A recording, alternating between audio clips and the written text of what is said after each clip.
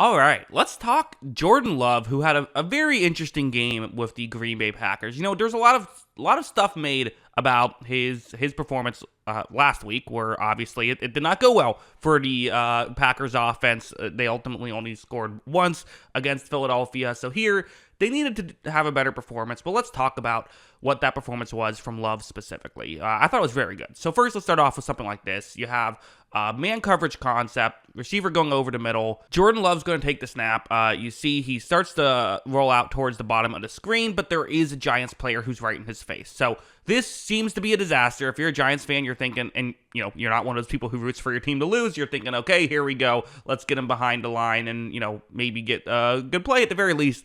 Get a stop and force them to punt. Well, watch Jordan Love make a guy miss, throws downfield, and really that was just a drop by the receiver. And there were a couple of those drops in this game. I mean, really good stuff there by Jordan Love, though, to make that play work. Would have had to put them in field goal range had he been able to hit on that. And he did hit it. He did everything he could do. Just, there were a couple of those where it felt like he was doing his part. Although I have to go over here. This was, in many ways, a very good play from Love, and also the worst play of the game from Love's perspective. So first down and 20 right here. This is a different drive, but they've worked their way back into Giants territory. Watch as when Jordan Love takes the snap, again, you're going to see that first a clean pocket, but eventually it breaks down. There is some pressure off the edge, but again, watch what Jordan Love can do. He is going to scramble out, get around this pressure, and this is kind of why in many ways him and LaFleur can work so well. LaFleur very good at scheming up those plays that work as designed, and then when a play doesn't work as designed, well, then Jordan Love can still make something happen, perhaps.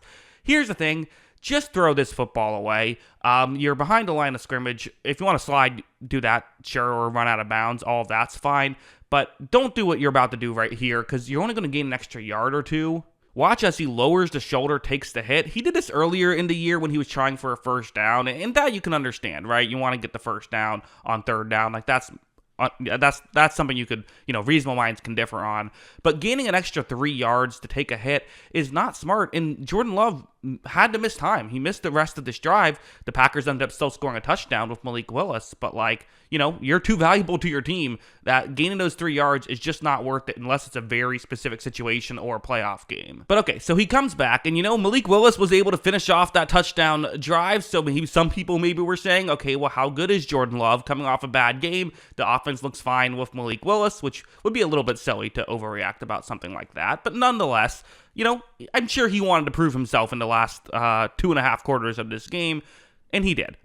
This play, it's a zone coverage concept. You see the route that Love wants to look towards. Jordan Love is going to take the snap. He runs the play action, and it's Romeo Doubs running the route. But also look at how Love is moving. I mean, he completely moves. It was, again, a designed rollout, but you see how he is basically full-on running as he's going to make this throw, and he makes a perfectly accurate throw. They're able to pick up a big gain. Again, these are the valuable plays that Love can make. He can make a difficult throw, and you just saw it on that play. Really nice job by Love. I also want to give Matt LaFleur some credit here on some of these plays, which, by the way, I think the whole fire Matt LaFleur thing was crazy last week. I think Matt LaFleur is imperfect, but most head coaches are. I think he does a lot of really good stuff. He would immediately be a head coach again if he did get fired. And I think you could see with what he was able to do with Malik Willis that he definitely has talent, but also even with Jordan Love, something like this, just a, not too crazy of a play, but running a pick play on second down and goal at the 2.5 yard line. You have a player who's going to be in motion, going from the offense's left to the offense's right on this play. It's Josh Weil, a tight end, who's running this route. And so watch that Giants player right here. So you see he's communicating. He's going to pick up the tight end who's in motion. And again, this is Matt LaFleur being creative, putting tight ends in motion, right? And watch how the player is supposed to cover, just gets bodied really by Christian Watson, who we're going to talk about in just a second. But it's a legal play because they were not past 1 yard of the line of scrimmage. So good stuff all around by those guys and good play call to make it work. And again, Watson knowing where he is on the field. As a defender, you have to give up space right there, which is so difficult to do because you're at the 2.5 yard line. You have to give up space and not get hit like that. So you got to understand that these pick plays are coming, but it's hard when guys are in motion. When tight ends are in motion, you have to communicate. It's hard defensively. So good stuff by LaFleur. Also, let's talk about about the deep shots for a bit. So like even when plays weren't working, so you see here it's 19-13. So you have the lead, a chance for a big play with Christian Watson one-on-one on the outside. He is your outside receiver. He is the guy that you look towards. You remember Rodgers' last year with Green Bay. Him and Rodgers had a connection down the field. Here you're going to see that Jordan Love takes the snap. He fires one Christian Watson's way. And again, is this wide open? No, it is not. But if you can make a nice throw and a nice catch, you can get this completion. And while these guys almost convert on it, weren't quite able to finish it off right there. So again, another opportunity for Love that, a good throw that would have been a highlight reel level play had the receiver finished. That would have been tough. But nonetheless, that was something we saw from him in this game. And especially with the game on the line. I mean, you look at the game situation. So the Giants, Jameis Winston goes down the field, leads a touchdown drive. You now find yourself down a point. I know there are zeros on the play clock, but it just hit 0. You get a second after it hits 0 before the penalty is called. Love takes a snap. It's 3rd and 10. They need a play right here. You don't need a play, but you certainly want one. First, look at that pass protection. I mean, this is a really good Giants defensive line. They're sending 5 down the field, and you have a clean pocket. That obviously is an aspect. Love doesn't really love what he sees, but ultimately, he's just going to throw up a jump ball because that's probably just what you should do in this situation. And watch as it's Savion Williams, of all people, who comes down with the tough catch. They're able to pick up a big completion that helps set the stage for a play that would happen shortly after.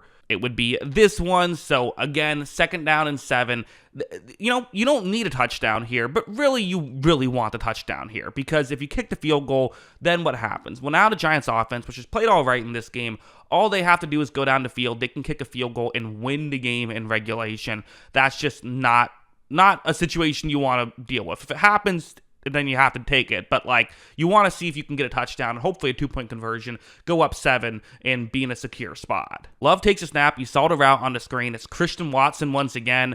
Looking right here, I mean, there is not a ton of separation. Again, the Giants have a solid defense. It's not a great defense, but it's a solid defense. They cover well, don't give up a ton. So they kind of force you into having to make tough plays. But as the old expression goes, you can beat good defense if you have a great throw and great catch. And as you see, I mean, that's exactly what you get there. Really good stuff that's a great catch from Christian Watson, but perfect throw from Jordan Love as well. So listen, I mean, again, we can sit here and the Packers are weird, where it seems like every advanced stat very much favors them, and then you watch them on Sunday, and you're like, this doesn't look like a great team. They lost to Carolina, who's a fine team, but a team that you should beat. They lost to the Browns, who are just straight up a team you should beat. The Eagles lost. They didn't look great in that loss, and then the tying the Cowboys, a team they should beat. Even in this game, I think if you're a Packers fan, you would like to live in a world where Jordan Love doesn't have to be great to win a game like this. But you know what? He did have to be great for them to win, and he was great. So it also is nice to live in a world where your quarterback is capable of being great and winning a game. And a big win for the Green Bay Packers to kind of get on track. So, yeah, that's what I think about all of this. What do you think? Let me know in the comments below. Always love hearing from you. And, of course, as always, thanks for watching.